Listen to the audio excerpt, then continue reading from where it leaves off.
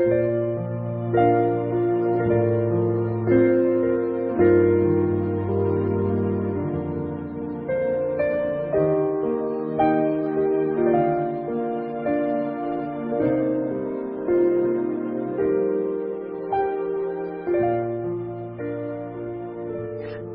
noches, hermanos. Estamos listos para comenzar el estudio o continuar con el estudio del libro Estudios sobre Educación Cristiana. Es bueno que vayan leyendo junto conmigo al grupo de Telegram. Envié el enlace para que alguien necesita el enlace pueda tener una copia y seguir el estudio. Vamos a tener una corta oración para comenzar. Oremos. Nuestro buen Padre Celestial, en esta noche invitamos a que tú estés con nosotros en este estudio sobre el libro Estudios sobre Educación Cristiana. Ayúdanos a entenderlo y ayúdanos a ponerlo en práctica. Permite que tú traigas unidad entre nosotros, de tal manera que nosotros podamos hacer tu obra de la manera como tú quieres que sea hecha. Santifícanos en tu verdad, tu palabra es verdad. Permite tu Santo Espíritu abra nuestra mente al leer estos párrafos y al hacer estos comentarios. Te invitamos en el precioso nombre de Jesús. Amén. Muy bien, estamos todavía en el primer capítulo y voy a comenzar, no sé qué número es este párrafo, pero donde dice los adventistas del séptimo día no deberían permitir que este hecho escape de su atención. No sé qué párrafo es ese, pero si usted lo busca, está debajo del que tiene el título grande que se titula El sistema educativo. Está más abajo. Ahí voy a comenzar a leer este párrafo. Dice, los adventistas del séptimo día no deberían permitir que este hecho escape de su atención. Las 3 escuelas principales de las colonias inglesas aquí en Estados Unidos fueron establecidas por hombres que habían huido de las doctrinas papales del viejo mundo. Pero estos educadores, a causa de su preparación en estas escuelas papales y debido a su ignorancia de la relación entre la educación y la religión, formaron inconscientemente sus instituciones según el sistema educativo de la iglesia de las cuales se habían retirado. Es sorprendente que estos reformadores ingleses, después de sacrificarse como lo hicieron por una causa digna, permitieran que un sistema de educación tan inadecuado para todos sus propósitos fuera en realidad la nodriza de sus niños, de cuyos pechos esos niños sacaban sus alimentos. No se daban cuenta que el carácter y la experiencia cristiana de estos niños dependían de la naturaleza del alimento recibido. Si hubieran entendido la relación de la educación de los niños a la experiencia del mismo individuo en la iglesia, no hubieran adoptado este sistema de educación papal, sino que lo habrían arrojado en conjunto como demasiado peligroso para ser tolerado dentro de los límites del protestantismo. Algunos datos de la historia educativa aclararán la declaración de que el sistema de educación en las universidades de Oxford, Cambridge, Eton y Rugby eran papales esas universidades misionales estaban en Europa, eran papales, y que los reformadores de la Nueva Inglaterra, Estados Unidos, amoldando sus escuelas a la imagen de estos patrones, estaban sembrando el sistema de educación papal en América. Dice, Oxford y Cambridge se amoldaron mayormente según París. Un gran número de maestros y sus alumnos dejaron a París. De esta manera, la porción inglesa de la Universidad de París fueron a Oxford y a Cambridge. La relación de la Universidad de París, la madre de Cambridge y la madre de Oxford, con el papado se expresa de la siguiente manera. Era debido a que esta era el centro de la enseñanza teológica que recibían tantos privilegios del Papa y fue mantenida en relación estrecha con la sede papal. Hace un pequeño comentario aquí que hice la semana pasada. El papado estableció en Francia lo que ellos le llamaban las universidades de la propaganda.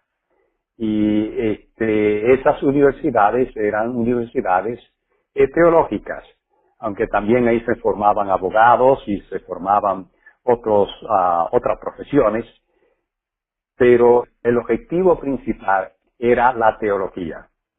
Y esta escuela de París fue la madre de todas las universidades de Inglaterra. Y de Inglaterra se trajo ese sistema educativo a Estados Unidos. Voy a seguir leyendo aquí donde dice Lutero y Melanchthon. Vuelvo para atrás. Lutero y Melanchthon, los grandes reformadores del siglo XVI, entendieron claramente que era imposible tener una reforma religiosa permanente sin educación cristiana. Así que no solamente dieron atención a las doctrinas del papado, sino que también desarrollaron un sistema fuerte de escuelas cristianas. Melanchthon decía, descuidar a los jóvenes en nuestra escuela es simplemente como sacarle la primavera al año. Quienes permitan que las escuelas decaigan, sacan verdaderamente la primavera del año, porque la religión no se puede mantener sin ellas. Melanchthon dirigía firmemente sus esfuerzos al alcance de la educación y a la edificación de nuevas escuelas cristianas. En la primavera de 1525, con la ayuda de Lutero, reorganizó las escuelas de Eisleben y de Magdeburg. Él declaró, la causa de la verdadera educación es la causa de Dios. Voy a hacer un comentario aquí también. Recuerden, hermanos, que este libro comenzó diciendo, triunfa esa iglesia que se deshace de la educación mundana, dice aquí, el primer párrafo del capítulo, dice, triunfa esa iglesia que rompe el yugo de educación mundana y que desarrolla y practica los principios de la educación cristiana. Y luego viene la cita famosa de la señora White. Ahora, como nunca antes, necesitamos entender la verdadera ciencia de la educación. Si dejamos de entender esto, nunca tendremos un lugar en el reino de Dios. Hermanos, si nosotros adventistas vamos a triunfar, nosotros tendremos que volver a la verdadera ciencia de la educación. Para que esta iglesia triunfe, tiene que volver deshacerse del sistema educativo que tenemos y volver al sistema educativo que Dios nos dio, que fue puesto en práctica en la escuela de Madison con Sutherland y Magan. Ahora, nosotros vamos a estudiar, vamos a ver en este estudio, que nosotros no podemos esperar que la unión, la división, la conferencia, haga esto. Vamos a ver en este estudio, Sutherland va a presentar en este estudio, que eso es un movimiento de laico. Este es un movimiento de laico. Si esta iglesia va a triunfar, tiene que venir un movimiento de laico que establezca estas escuelas. Así como Madison era una escuela que seguía los principios de la educación cristiana, pero no estaba controlada por la conferencia. De igual manera, en estos últimos días, nosotros tenemos que volver a resucitar a Madison y establecer escuelas que sigan estos patrones, siguiendo el modelo de Madison. O sea, bueno, son muchas las características del modelo de Madison, pero en este momento quiero enfatizar el hecho de no ser controlado por la conferencia. Si nosotros vamos a triunfar, nosotros necesitamos establecer este sistema educativo.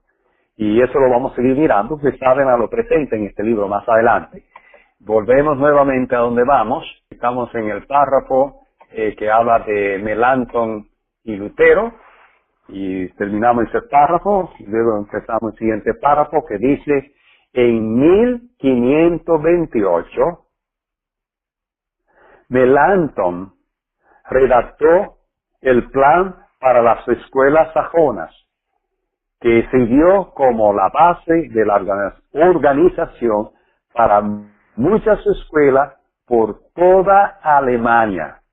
Este plan tenía que ver con el asunto de un sinnúmero de estudios que no solo eran infructuosos, sino incluso perniciosos. El maestro no debería cargar a los niños con demasiados libros. Está en el libro, esta es una cita de Melanchthon, registrada por Painter en la página 152. Sigo leyendo. Estos reformadores, Melanchthon y Lutero, se dieron cuenta que la fuerza de la Iglesia papal descansaba en su sistema educativo y le infligieron un golpe triturador a ese sistema e hiriéndolo trajeron a la Iglesia papal a sus rodillas. Y ese es un comentario, hermano, esto es lo que nosotros necesitamos hacer. Nosotros necesitamos volver a establecer ese sistema educativo, diferente al sistema educativo papal o el sistema educativo del mundo. Sigo leyendo. Los reformadores establecieron un sistema de escuelas cristianas que hacían de los niños verdaderos protestantes. Esta maravillosa revolución en educación y religión fue realizada en una generación, en el breve espacio de la vida de un hombre. Y eso es un comentario, hermano, y eso es lo que nosotros necesitamos hacer. Nosotros tenemos que lograr establecer estas escuelas y establecerlas en un periodo de una sola generación, en un breve espacio de la vida de una persona. Sigo leyendo. Para dar una idea del poder de aquel gran movimiento educacional cristiano, el historiador, hablando de varios países europeos, dice, la nobleza de ese país estudió en Wittenberg. Wittenberg fue la universidad donde Lutero clavó la 95 tesis. Todas las universidades del país se llenaron de protestantes. no más de la tercera parte de la población siguió siendo católica. Ellos apartaron también a sus hijos de las escuelas católicas. Los habitantes de Mani no vacilaron en enviar sus hijos a las escuelas protestantes. Las ideas protestantes extendieron sus energías vivificantes hasta los rincones más remotos y olvidados de Europa. ¿Qué dominio tan inmenso habían conquistado dentro del espacio de 40 años? 20 años habían transcurrido en Viena desde que solo un estudiante había tomado la orden sacerdotal de la universidad. Durante este periodo, los maestros en Alemania eran todos, casi sin excepciones, protestantes. Toda la gente de la generación naciente se sentó a sus pies y absorbió un odio al papado con los primeros rudimentos del aprendizaje. Siguiente párrafo.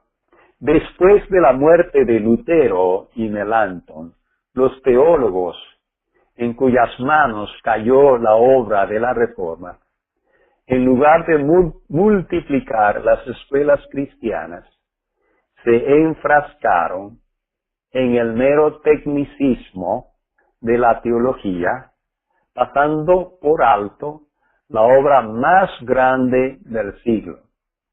Vendieron su primogenitura por un plato de lentejas.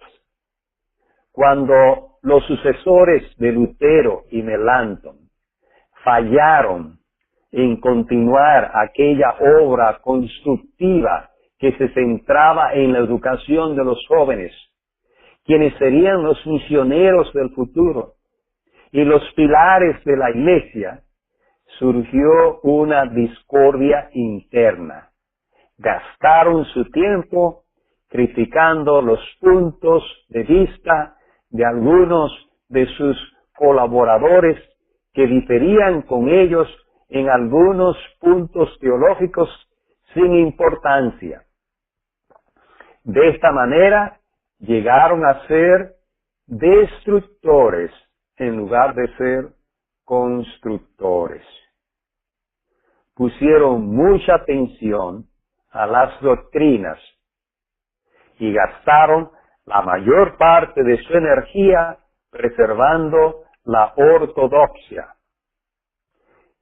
Cristalizaron sus doctrinas en un credo, dejaron de progresar y perdieron el espíritu de la educación cristiana, que era el aceite de sus lámparas.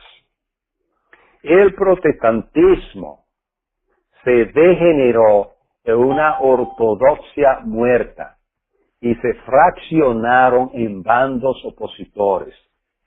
La iglesia protestante, quedando así debilitada, no pudo resistir el poder portentoso de la educación papal rejuvenecida. Sigo leyendo, hermanos. El éxito de los reformadores se había logrado gracias a su control de la gente joven a través de su sistema educativo. Las escuelas papales quedaron casi abandonadas durante la actividad de Lutero y Melanchthon. Pero cuando esos reformadores murieron y sus sucesores se interesaron más en la teología abstracta que en la educación cristiana, y gastaron su tiempo, su energía y el dinero de la iglesia en predicar y escribir sobre teología abstracta, el sistema escolar papal, recuperándose, se levantó a una lucha de vida o muerte contra la iglesia protestante. el papado se dio cuenta de que la existencia misma de la iglesia papal dependía de una victoria sobre las escuelas protestantes. Nos sorprende el talento y el tacto que los educadores papales usaron en su ataque y de la rapidez con que ganaron la victoria. Esta experiencia debe ser una lección objetiva para los adventistas del séptimo día para siempre.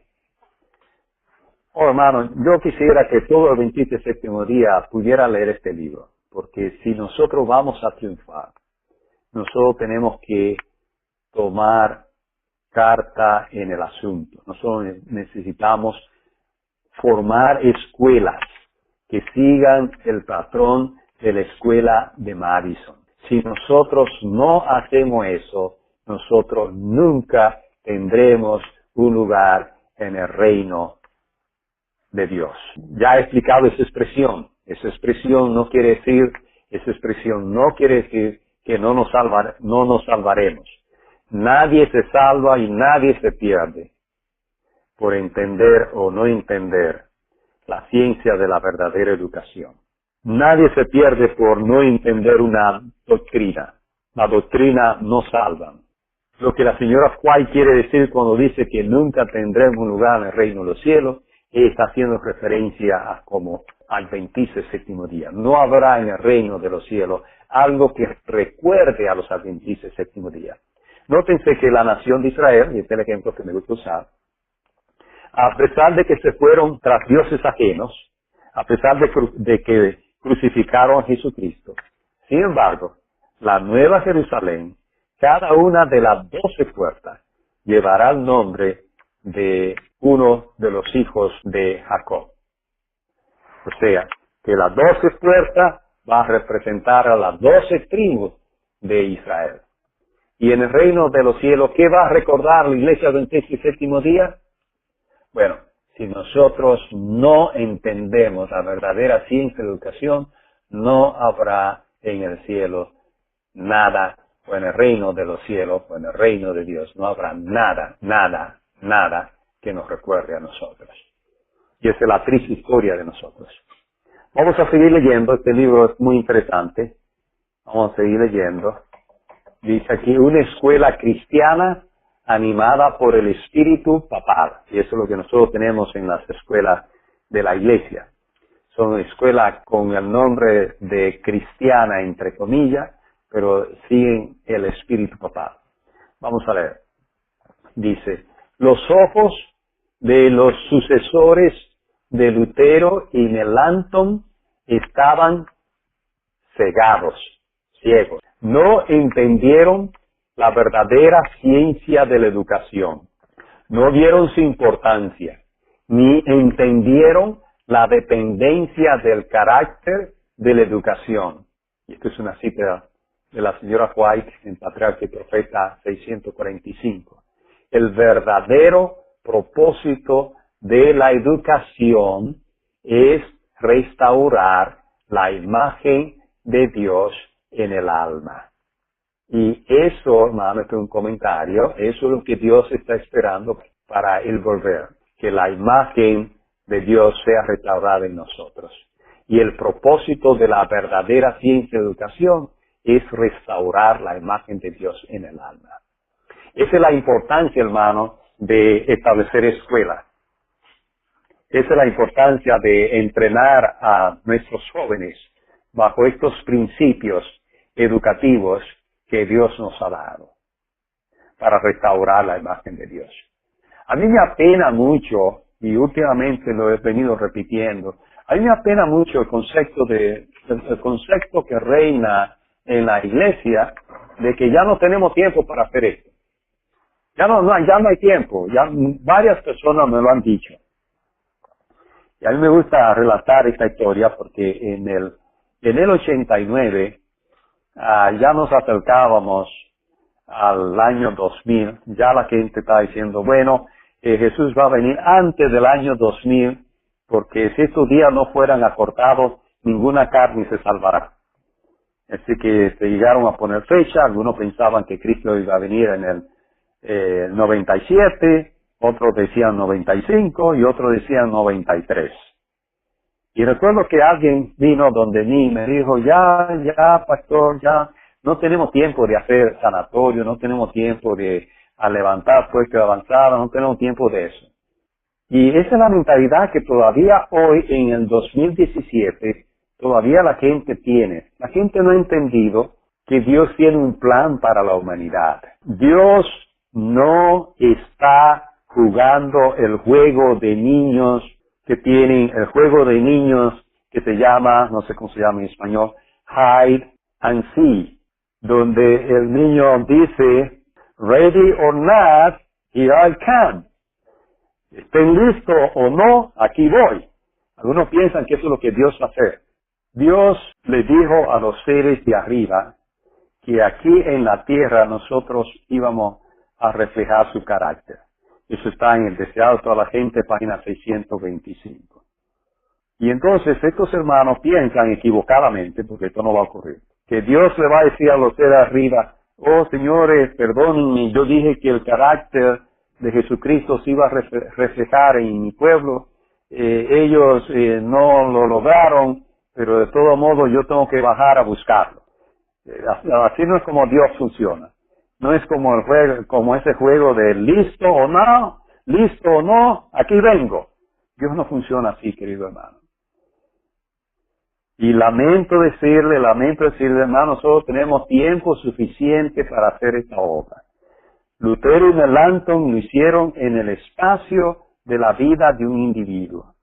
Lo que nosotros los adventistas necesitamos es entender cuál es nuestra misión. ¿Por qué Dios nos llamó como pueblo en Apocalipsis 10? ¿Por qué fue que nos llamó? ¿Cuál es nuestra misión? Y nosotros necesitamos lanzarnos a terminar nuestra misión, porque nosotros somos los que vamos a cerrar la dispensación de los gentiles. Pero Dios tiene un plan. Dios tiene un plan.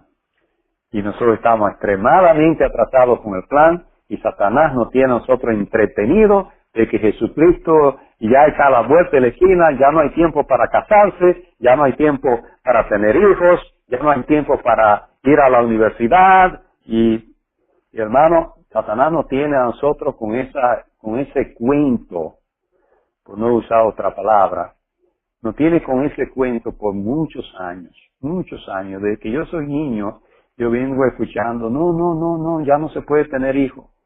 Ya la persecución viene, ya la ley dominicana está a la vuelta de la esquina. Con ese cuento nos tiene Satanás nosotros entretenidos, y nosotros no hemos dedicado tiempo a ver cuál es nuestra misión como pueblo, qué es lo que Dios quiere de nosotros. No, nosotros no tenemos tiempo para eso. El tiempo que tenemos, hermano, es para consagrarnos. Consagrarnos porque ya la ley dominical ya fue aprobada, ya fue firmada, y solamente están esperando un momento oportuno para revelar. ¿Cómo nos tiene Satanás engañado nosotros los adventistas? Y si tú no me crees, querido hermano, yo le estoy dando un desafío. Estoy dando un desafío a todo el que no me cree. Esta conversación de este punto lo vamos a seguir dentro de 5 años. Y tú verás que en 5 años vamos a seguir con el mismo puentecito. El mismo puentecito. No hay tiempo. Y van a decir, no, pastor, ahora sí es verdad que ya no hay tiempo. Ahora sí es verdad que ya no hay tiempo. Con ese puentecito, nosotros no hemos hecho la obra de Dios. Ese es el problema que nosotros tenemos como pueblo. Voy a seguir leyendo. Dice aquí, una escuela cristiana animada por el Espíritu Papal. Los ojos de los sucesores de Lutero y Melanchthon estaban cegados. No entendieron la verdadera ciencia de la educación. No vieron su importancia, ni entendieron la dependencia del carácter de la educación. El verdadero propósito de la educación es restaurar la imagen de Dios en el alma. Satanás le sacó ventaja a esta ceguera para hacer que algunos de sus propios educadores, como lobos vestidos de oveja, devoraran a los corderos. John Stern, fue el primero de estos lobos, quien era considerado ser un buen protestante por esos reformadores ciegos. Stern introdujo prácticamente el sistema entero de educación papal en las escuelas protestantes de Estrasburgo. Y como él pretendía ser protestante, los sucesores de Lutero miraron con agrado su esquema educativo completo. Fue considerado por los así llamados reformadores como el más grande educador de la época. Y su escuela llegó a ser tan popular entre los protestantes que fue tomada como el modelo para las escuelas protestantes de Alemania, y su influencia se extendió a Inglaterra y desde allí hasta la América. Esta parte es muy importante. Vamos a estudiar a este señor llamado Stern. Trajo la educación papal dentro del protestantismo. Y eso es lo que nosotros tenemos dentro de la iglesia también, el sistema papal dentro de la iglesia adventista del séptimo día. Tenemos que aprender de este señor, de Stern. Vamos a seguir leyendo. Es esta historia muy interesante. Dice aquí el historiador Painter, página 163, voy a leer, dice así, entre comillas, nadie que esté familiarizado con la educación que se impartía hace 40 años en nuestras escuelas clásicas principales, Eton, Winchester, Westminster, puede dejar de ver que su currículum estaba formado en mayor parte de acuerdo con el modelo de Stern. Este Stern ya sabemos que era de Estrasburgo, pero como era protestante, su influencia se fue hasta Alemania, se fue a Inglaterra y vino también aquí a Estados Unidos. Sigo leyendo. El historiador dice que la ambición de Stern era reproducir a Grecia y a Roma en medio de la civilización cristiana. Y quiero que entiendan eso porque más adelante vamos a estudiar este asunto de Grecia y de Roma. Nótese que lo que Stern quería era reproducir a Grecia y a Roma en medio de la civilización cristiana. Cuando dice Grecia y Roma, está hablando de los grandes filósofos griegos y de la literatura romana. A eso se refiere. Lo vamos a ver más adelante. Seguimos leyendo, hablando de Stern. Este lobo docente, Stern, vestido con lana cristiana, hizo un gran daño a los corderos del rebaño e hizo posible la victoria papal. El más peligroso de todos los enemigos de una iglesia es una escuela propia, cristiana de profesión, con algunos maestros y administradores convertidos solo a medias, que están acostumbrados a los métodos populares, que ceden en algunas cosas y hacen reformas a medias, prefiriendo trabajar de acuerdo con sus propias ideas. Oiga los testimonios, tomo 2, página 419. Note, hermano, esa cita de la señora White. Note esa cita, dice algunos maestros. Esto es lo que ella describe que estaba ocurriendo y que sigue ocurriendo en medio de nosotros. Algunos maestros y administradores convertidos solo a medias, que están acostumbrados a los métodos populares, que ceden en algunas cosas y hacen reformas a medias, prefiriendo trabajar de acuerdo con sus propias ideas. Sigue diciendo Sutherland, quienes paso a paso avanzan hacia una educación mundana, llevando consigo a los corderos inocentes. En el día del juicio será más fácil para aquel hombre que ha sido frío y enemigo a las claras de un movimiento de reforma que para aquel que profesa ser pastor de ovejas, pero que ha sido un lobo vestido de oveja, quien engaña a los corderos, hasta que son incapaces, los corderos, de salvarse a sí mismos.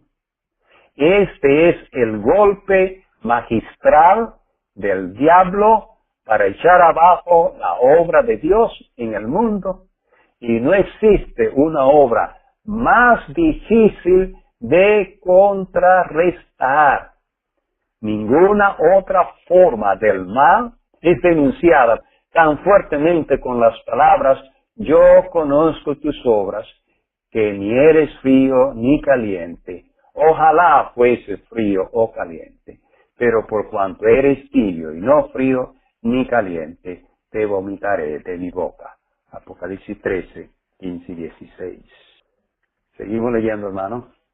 La escuela de Stern estaba a mitad de camino entre las escuelas cristianas de Lutero y Melanchthon y las escuelas papales que lo rodeaban.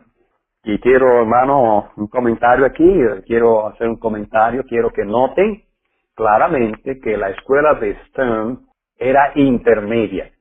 No era 100% católica ni era 100% protestante. Y eso es lo más peligroso, hermano. Eso es muy peligroso cuando no se está en un lado ni el otro. Vamos a seguir leyendo esto. Voy a comenzar nuevamente ese párrafo y continuaré leyendo. La escuela de Stern estaba a mitad de camino entre las escuelas cristianas de Lutero y Melanchthon y las escuelas papales que lo rodeaban. Esta ofrecía una mezcla de literatura clásica medieval con una rebanada delgada de las escrituras, introducida para causar impresión y condimentada con las doctrinas de la Iglesia.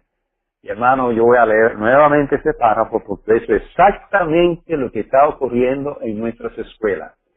Dice aquí, las escuelas de Stern ofrecían una mezcla de literatura clásica medieval con una rebanada delgada de las Sagradas Escrituras, introducida para causar impresión, y estaba condimentada con las doctrinas de la Iglesia. Sigo leyendo. El plan de estudio no era práctico. Sus métodos de instrucción era mecánico.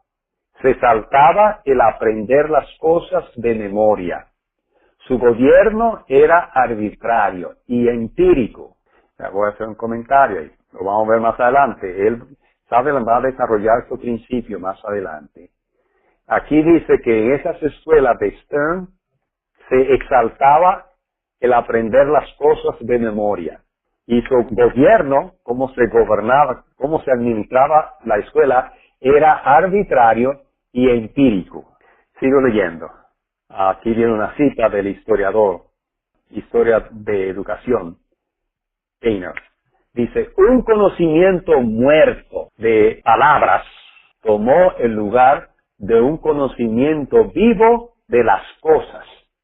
Los alumnos eran obligados a aprender, pero no fueron educados para oír y ver, para pensar y probar, y no fueron guiados a una independencia verdadera y a una perfección personal.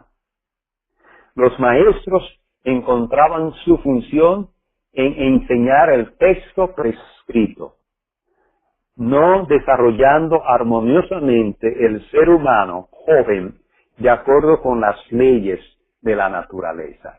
Ese párrafo es muy importante, ese párrafo de este historiador es muy importante.